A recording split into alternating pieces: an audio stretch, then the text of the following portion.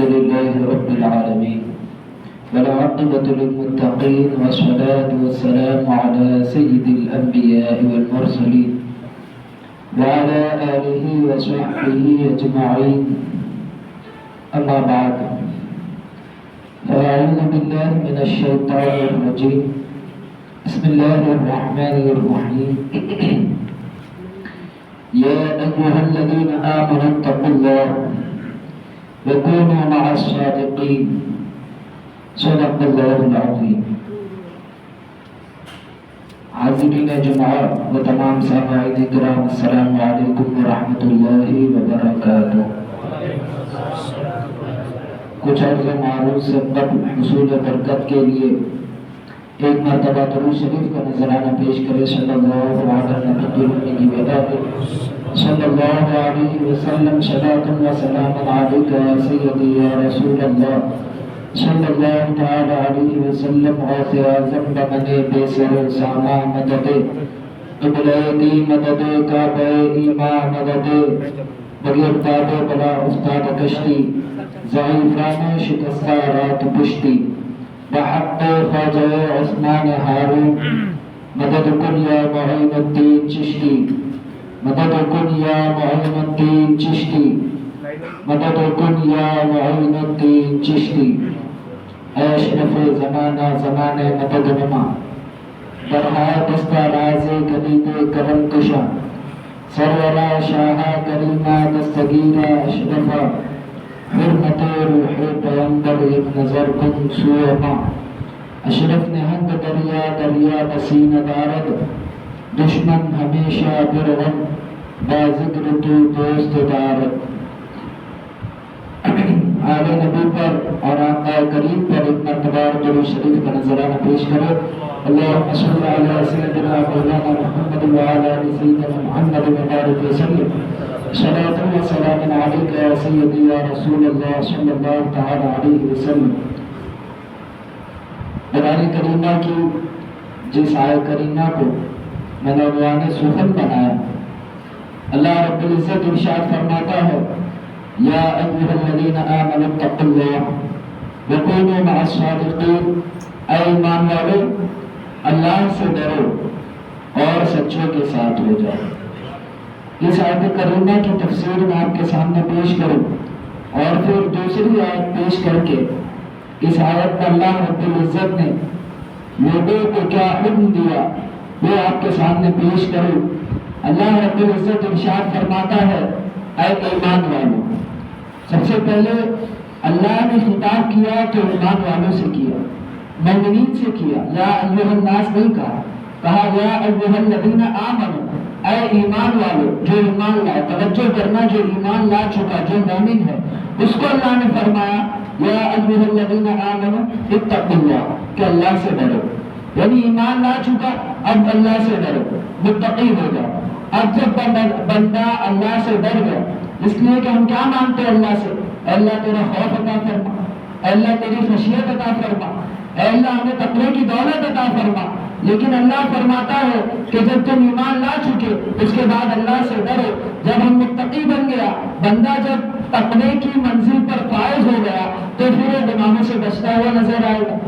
اس کی دن اور رات مصلی پر گزر رہی ہے، اس کے ہاتھ میں تسبیح موجود ہوگی، اس کے زبان پر تلاوت موجود ہوگی، کلام اللہ کی تلاوت کرتا ہوگا، ذکر و اذکار میں اپنے لیل نہار کو گزار رہا ہوگا.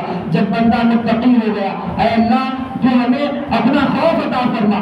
اس کے بعد اللہ فرماتا ہے وَكُونُوا مَعَ الصَّادِقِينَ کہ سچوں کے ساتھ ہو جاؤ. تو میں نے کہا اے اللہ جب میں ڈر گیا، جب مجھے تیرا خوف مل گیا اور جب میں متقی بن گیا تو پھر سچوں کے ساتھ میں کیوں ہوں؟ جب میں متقی ہو گیا اللہ فرماتا ہے ان اللہ یحب المتقین کہ اللہ جو ہے وہ متقیوں کو دوست رکھتا ہے، متقیوں کو پسند کرتا ہے. تو جب اللہ کی محبت متقی بننے کے بعد بندے کو مل گئی پھر اسے غوث اعظم کی کیا ضرورت، پھر اسے خواجہ اجمیری کی کیا ضرورت، پھر اسے مخدوم سنہ کی کیا ضرورت، پھر اسے مخدوم معلومی کی کیا ضرورت. لیکن اللہ نے فرمایا اے ایمان والو اللہ سے ڈرو اور اس کے بعد اللہ نے فرمایا سچوں کے ساتھ ہو جاؤ. تو کیوں اللہ نے اس طریقے سے فرمایا؟ میں دوسری آیت کی تفسیر پیش کر کے اس آیت سے آپ کو ریلیشن سمجھا دوں. اللہ رب العزت نے قرآن کریم میں سارے واقعوں کو کو نقل فرمایا کہ شیطان نے جو ہے، اللہ نے شیطان کو حکم دیا کہ تو آدم کو سجدہ کر، تو آدم کو سجدہ کر،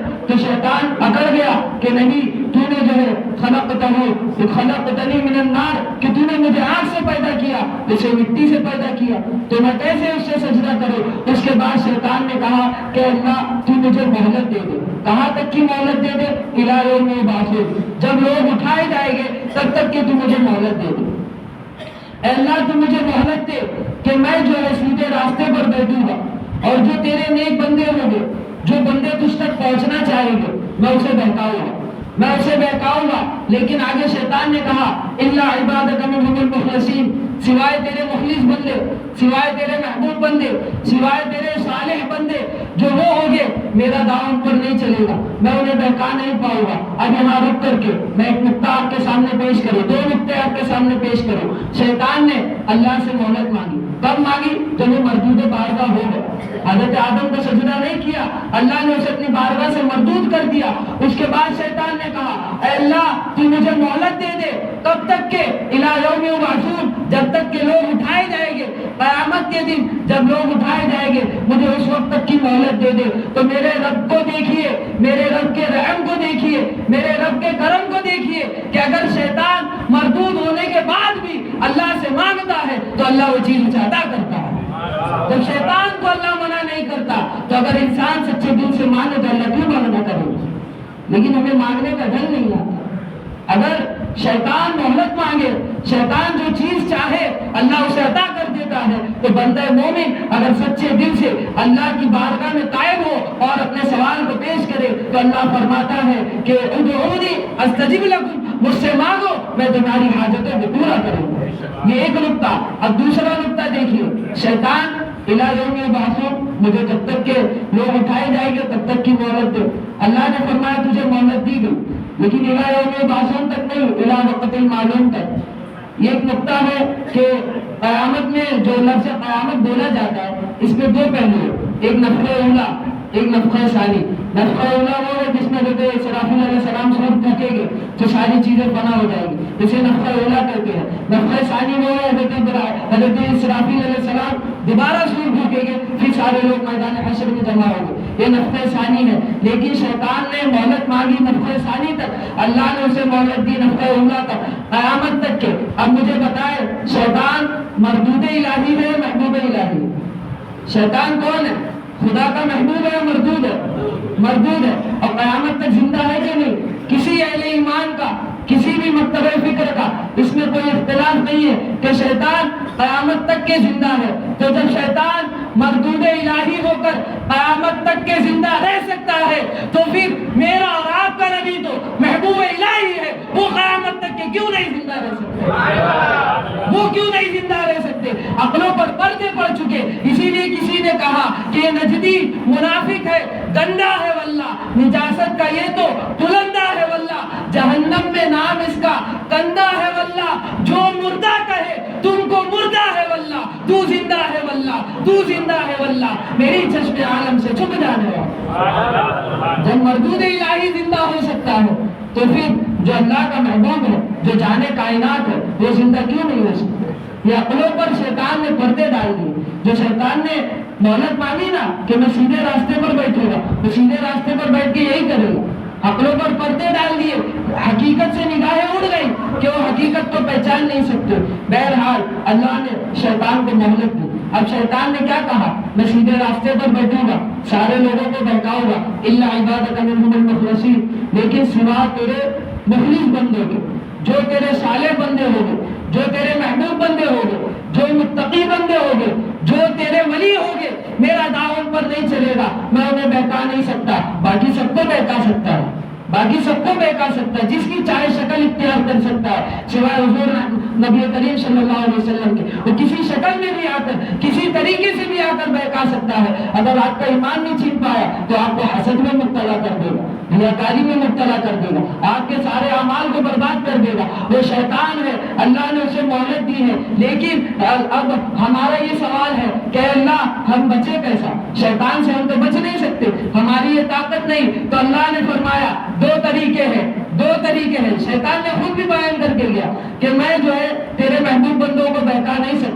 تو اللہ نے فرمایا دو طریقے ہیں، یا تو میرا ولی ہو جاؤ یا تو محبوب ہو جاؤ، تو تمہارا شیطان کا دور جو ہے، شیطان کا داؤ تم پر نہیں چلے گا۔ میں نے کہا اے اللہ ولی تو ہر کوئی ہو نہیں سکتا، کون کون ولی بن سکتا ہے؟ اللہ کے صرف خاص بندے ہی جسے اللہ بنانا چاہے وہی بن سکتا ہے۔ یہ ولایت جو ہے مدرسے میں پڑھ کر حاصل نہیں کی جاتی ہے، ولایت اللہ کے فضل سے ملا کرتی ہے، تو کوئی بھی ولی نہیں بن سکتا۔ میں نے کہا اللہ ہر کوئی تو ولی نہیں بن سکتا، تو اب ہم شیطان سے کیسا بچے؟ اللہ نے فرمایا اگر ولی نہیں بن سکتے تو ولیوں کی چوکھٹ پہ آ جاؤ، میں تمہاری شیطان سے حفاظت فرماؤں۔ ولیوں کی بارگاہ میں آ جاؤ، ولیوں کی چوکھٹ پر آ جاؤ، اللہ شیطان سے تمہاری حفاظت فرمائے گا۔ ہر کوئی غوث اعظم نہیں بن سکتا، لیکن سگے غوث اعظم تو بن سکتا ہے۔ ہر کوئی مخدوم پاک نہیں بن سکتا، لیکن سگے مخدوم تو بن سکتا ہے، خادم مخدوم تو بن سکتا ہے۔ یہی وجہ ہے کہ نماز تو ہم نے پڑھی، روزے تو ہم نے رکھے، عبادتیں ہم نے کی، تسبیحات ہم نے کی، تلاوت قرآن ہم نے کیا، لیکن تلاوت قرآن کو بچانا بھی ہے، نماز کو بچانا بھی ہے، عبادتوں کو بچانا بھی ہے، ذکر اذکار کو بچانا بھی ہے۔ اسی لیے اللہ نے فرمایا وَكُونُوا مَعَ الصَّادِقِينَ، اپنے ایمان کو بچانا چاہتے ہو، اپنے نمازوں کو بچانا چاہتے ہو، اپنے عبادتوں کو بچانا چاہتے ہو، تو اللہ والوں کے ساتھ ہو جاؤ، اللہ تمہارے ایمان کی بھی حفاظت فرمائے گا، تمہارے اعمال کی بھی حفاظت فرمائے گا۔ یہ عقیدہ ہے ہمارا اہل سنت والجماعت کا، جس پر ہمیں ناز ہے کہ ہم جو ہے ان اولیاء کرام کے گدا ہیں، ان اولیاء کرام کے ہم خادم ہیں، اور ہم جو ہے ان اولیاء کرام کی بارگاہ میں خراج پیش کر کے ان کے فیضان سے اور انہی کے صدقے ہم پل رہے ہیں۔ آئیے پورا ہندوستان جس کے صدقے میں پلتا ہے، یہ جو عقیدے لے کر کے آئے کہ اولیاء سے نہ مانگنا چاہیے، یہ نہ مانگنا چاہیے، ایک جملہ دیتا ہوں جو میں اکثر جگہ پہ کہتا ہوں، اسے آپ نوٹ کر لیں۔ وہ جملہ بڑا خاص ہے جو میں ہر جگہ جاتا ہوں تو کہتا ہوں اکثر جگہوں پر، کہ یہ ذہن میں بٹھا لے کہ اللہ ہی مدد کرتا ہے۔ کیا؟ اللہ ہی مدد کرتا ہے، لیکن اللہ والے بھی مدد کرتے ہیں۔ اللہ ہی مدد کرتا ہے، اللہ والے بھی مدد کرتے ہیں۔ اللہ اپنی عطا سے، اللہ جو ہے خود سے مدد کرتا ہے، اللہ والے جو ہے وہ اللہ کی عطا سے مدد کیا کرتے ہیں۔ اب آپ دیکھیں حضور سلطان الہند خواجہ خواجگاہ جو سنیت کی جان ہے، ہندوستان کے شہنشاہ ہے، یہ 1857 کے بعد آگے جو عقیدے کرنے والے انگریزوں کے ڈالر اور ریال کو پڑھنے والے نہیں، حضور خواجہ غریب نواز کا عقیدہ 800 ساڑھے 800 سال پہلے کا۔ آپ کو میں ہمارا جو دور تھا، جو ہمارا عقیدہ چلا آ رہا ہے وہ بتانا چاہ رہا ہوں۔ حضور خواجہ خواجگاہ کا کیا عقیدہ ہے؟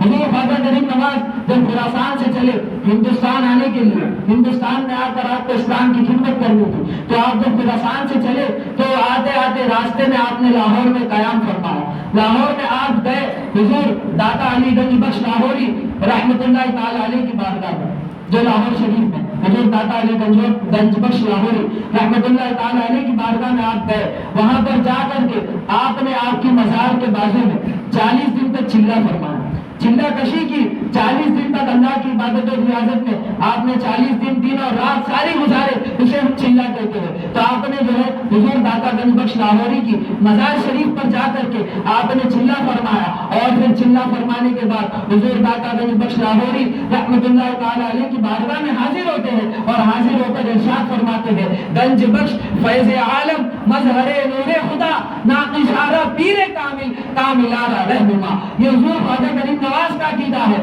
آپ حضور داتا گنج بخش سے فرماتے ہیں کہ گنج بخش فیض عالم مظہر نور خدا، کہ داتا گنج بخش آپ جو ہے تمام عالم کو فیض پہنچانے والے ہیں۔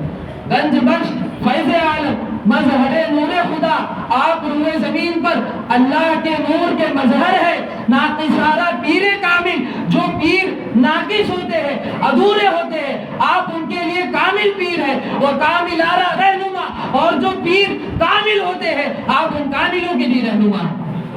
یہ حضور خواجہ غریب نواز نے فرمایا حضور داتا گنج بخش لاہوری سے۔ اس سے کیا عقیدہ ملا؟ کیا ولیوں کی بارگاہ میں جانا شرک؟ کیا حضور خواجہ غریب نواز کو بات نہیں معلوم؟ آپ جا کر کے حضور داتا گنج بخش کے مزار پر یہ ارشاد فرما رہے ہیں گنج بخش فیض عالم مظہر نور خدا ناقصارہ پیر کامل کاملارہ رہنما۔ آئیے سلسلے نقشبند کے بانی حضور خواجہ خواجہ بہاؤالدین نقشبند علیہ رحمت و رضوان، یہ سلسلے نقشبند کے بانی ہیں، اور آپ کا اتنا بڑا مقام ہے کہ حضور غوث العالم دستگیر نے اپنے زمانے حیات میں آپ کے آنے کی بشارت فرما دی تھی اور فرمایا کہ بخارا میں سید محمد نامی ایک شخص پیدا ہوگا جو میرے طرف کا محتاج ہوگا۔ حضور غوث العالم دستگیر رضی اللہ تعالیٰ عنہ نے حضور خواجہ بہاؤالدین نقشبند علیہ الرحمہ کے آمد سے تقریباً 500 سال پہلے آپ نے ارشاد فرما دیا۔ جب حضور خواجہ بہاؤالدین نقشبند علیہ الرحمہ کی ولادت بخارا میں ہوئی اور اس کے بعد جب آپ جو ہے سن بلوغ تک پہنچے اور آپ ایسے تھے کہ آپ مادرزاد ولی تھے، آپ مادرزاد ولی تھے، ماں کے شکم سے آپ ولی بن کر کے آئے تھے اور آپ کو نقشبند اس لیے کہا جاتا ہے کہ جو بھی بندہ آ کر آپ سے مسافر کر لیتا اس کا دل اللہ اللہ کرنے لگتا اور اس کے دل پر اللہ کا نام منقش ہو جاتا، یعنی اللہ کا نام چھپ جاتا۔ اسی وجہ سے بزرگوں نے آپ کو نقشبند کہا، خواجہ بہاؤالدین نقشبند، اللہ کا نام چھاپنے والے، دلوں پر نقش بند کرنے والے۔ چنانچہ جب آپ کو خبر ہوئی کہ میرے جد امجد حضور غوث العالم دستگیر رضی اللہ تبارک تعالیٰ عنہ جو ہے میرے بارے میں ارشاد فرمایا تھا کہ سید محمد نامی ایک شخص پیدا ہوگا جو کہ میرے کرم کا محتاج ہوگا، آپ بخارا سے چل کر کے بغداد شریف جاتے ہیں۔ بخارا سے پیدل آپ نے سفر کیا عراق کا اور بغداد شریف گئے، حضور غوث العالم دستگیر رضی اللہ تعالیٰ عنہ کی مزار پر آپ نے حاضری دی۔ حاضری دے کر کے آپ ارشاد فرماتے ہیں، اے دستگیر عالم دستم چنا بگیر، دستم چنا بگیر کے گوید دستگیر۔ آپ نے فرمایا اے دستگیر عالم، اے سارے عالم کی دستگیری کرنے والے، اے سارے عالم کی مدد کرنے والے، دستم چنا بگیر، دستم چنا بگیر کہ میرے ہاتھ کو اس طریقے سے پکڑیے، میری دستگیری اس طریقے سے کیجئے کہ گوید دستگیر، جیسا کہ لوگ آپ کو دستگیر کہتے ہیں۔ یہ حضور خواجہ بہاؤالدین نقشبند کا عقیدہ آپ کو بتا رہا ہوں۔ اس کے بعد یہیں پہ بس نہیں، آپ جو سوانے کی کتاب اٹھا کر کے دیکھیں تو یہ واقعہ آپ کو ملے گا۔ حضور غوث العالم دستگیر نے اندر سے ارشاد فرمایا، مزار شریف سے جواب آیا، نقش اے نقشبند عالم نقش چنا بھی بند، نقش چنا بھی بند کہ گوید نقش بند۔ کہ اے حضور خواجہ بہاؤالدین نقشبند نے جب آپ کے بارگاہ میں کہا کہ اے دستگیر عالم دستم چنا بگیر، دستم چنا بگیر کہ گوید دستگیر، تو حضور غوث عالم نے فرمایا اے نقشبند عالم نقش چنا بھی بند، نقش چنا بھی بند کہ گوید نقش بند، کہ اے نقشبند عالم نقش تم اس طریقے سے باندھو، تم اس طریقے سے نقش باندھو جیسا کہ لوگ تم کو نقش بند کہتے ہیں، یعنی کہ تم جو اللہ کا نقش لوگوں کے دلوں پر چھاپتے ہو وہ اس طریقے سے چھاپو کہ جیسا کہ لوگ تم کو نقش بند کہتے ہیں۔ تو یہ عقیدہ کیا سمجھنا ہے؟ ولیوں کی بارگاہ میں جانا شرک، یہ ہمارے اسلاف کا طریقہ، ہمارے بزرگوں کا طریقہ۔ اور آپ دیکھیں ولیوں کی بارگاہ میں جائے، جو حاجت ہو مانگے، بہت دور جانے کی ضرورت نہیں۔ حضور قطب کوکب حضور مخدوم علی مانوی رحمۃ اللہ تعالی علیہ کا آج عرس ہے، دو جملے میں آپ کی بارگاہ میں خراج پیش کر کے آپ کے فیضان میں حاصل کرنا چاہو۔ حضور مخدوم علی مانوی رحمۃ اللہ تعالی علیہ کی وہ مزار ہے کہ آپ جو ہے متقدمین اولیاء کرام میں سے، متقدمین اولیاء میں سے ہے۔ آپ 100-200 سال کے پرانے بزرگ نہیں، آپ متقدمین اولیاء میں سے ہے۔ آپ کا زمانہ حضور مخدوم اشرف جہانگیر سمنانی کا زمانہ ہے، آپ کا زمانہ حضور خواجہ بہاؤالدین نقشبند کا زمانہ ہے، آپ اس دور کے ہیں۔ اور آپ جو ہے ماہم شریف میں آئے، یہ ممبئی والوں کے لیے ایک بڑا سرمایہ ہے۔ اور ہم نے جب سے آنکھ کھولی ہے پہلی مزار اگر کوئی دیکھی ہے تو حضور مخدوم علی مانوی کی دیکھی ہے۔ اور خدا کی قسم کھا کے کہتا ہوں آج تک کے جو کوئی پریشانی آئی آپ کی بارگاہ میں جا کر ہم نے خراج پیش کیا، ایسا کوئی مسئلہ نہیں جو مخدوم علی مانوی کے در سے پورا نہ ہو، ایسا کوئی معاملہ نہیں ہے، ایسی کوئی مشکل نہیں ہے۔ آپ جائے اولیاء کرام کی بارگاہ میں اپنے دل کا حال سنائے، وہ جب باحیات تھے تب بھی مدد کرتے تھے، جب مزار میں آرام فرما رہے ہیں تب بھی مدد کرتے ہیں۔ اور پھر نگاہ مرد مومن سے بدل جاتی ہے تقدیر۔ آپ جائے ان کی بارگاہ میں خراج پیش کرے، ان کے وسیلے سے دعا کرے، اللہ آپ کے تمام مسائل کو حل فرما دے۔ تو یہ ولیوں کی بارگاہ میں جانا جو دیابنا اور غیر حضرات جو ہے آپ کی ذہن سازی کرتے ہیں کہ یہاں پر جانا شرک ہے، مانگنا شرک ہے، یہ شرک ہے۔ حدیث کرام سے بھی بہت سارے واقعات ہیں کہ حضور صلی اللہ علیہ وسلم حضرت عثمان بن حنیف رضی اللہ تبارک تعالیٰ عنہ کی حدیث ہے صحیح بخاری شریف میں کہ ایک اندھا آدمی جو ہے آپ کی بارگاہ میں آیا، سوال کیا، آپ دعا کر کے میری آنکھ واپس آ گئے، بس ایک دلیل دے کر کے گفتگو ختم۔ حضور صلی اللہ علیہ وسلم نے کہا اگر تو صبر کر لے تیرے لیے بہتر ہوگا۔ اس نے کہا آپ دعا فرما دے، میں چاہتا ہوں کہ میں دنیا کو دیکھوں، میں آپ کے چہرے کو دیکھوں۔ حضور صلی اللہ علیہ وسلم نے اس سے کہا جا تو اچھی طریقے سے وضو کر، وضو کر کے تو مسجد میں جا، مسجد میں جا کر کے 2 رکعت نماز پڑھ، 2 رکعت نماز پڑھنے کے بعد جملے پر غور کرنا۔ اللہ کے رسول صلی اللہ علیہ وسلم نے ارشاد فرمایا اللہ کی بارگاہ میں اس طریقے سے کہنا اللہم انی اسألوک واتوجہ الیک، یہ میں حدیث پاک کے الفاظ آپ کے سامنے بیان کر رہا ہوں اپنے مفہوم میں، اللہم انی اسألوک واتوجہ الیک بنبیک محمد صلی اللہ علیہ وسلم۔ آگے فرماتے ہیں ویا محمد انی اسألوک واتوجہ الیک فی اللہ لتقضی حاجتی۔ آپ اس سے ترجمہ دیکھیں، اللہ نے فرمایا، اللہ کے رسول نے فرمایا مسجد میں جا کر 2 رکعت نماز پڑھ، اس کے بعد تو یہ کہ اللہ میں تیری بارگاہ میں سوال کرتا ہوں اور تیری بارگاہ میں متوجہ ہوتا ہوں، تیرے محبوب حضور نبی کریم صلی اللہ علیہ وسلم کو وسیلہ بنا کر، تیرے نبی کو وسیلہ بنا کر تیری بارگاہ میں سوال کرتا ہوں۔ یہیں پر بس نہیں، آگے نبی کے الفاظ ہیں، حضور نے فرمایا آگے یوں کہنا یا محمد انی اتوجہ الیک واسأل الیک باللہ، اے محمد صلی اللہ علیہ وسلم میں آپ سے سوال کرتا ہوں، میں آپ کی طرف متوجہ ہوتا ہوں خدا کا واسطہ دے کر۔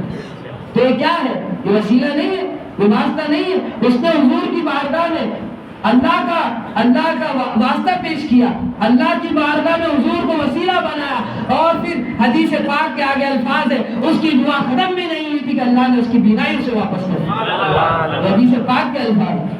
لیکن عقلوں پر خدا جب دین لیتا ہے تو عقلیں چھین لیتا ہے، ان لوگوں کی باتوں پر نہ جائے، دین سیکھنا ہے۔ میں پھر کہتا ہوں موبائل پر جا کر یوٹیوب پہ جا کر ڈاکٹر اور انجینئر سے دین نہ سیکھے، دین سیکھنا ہے تو عالم ربانیوں سے دین سیکھے۔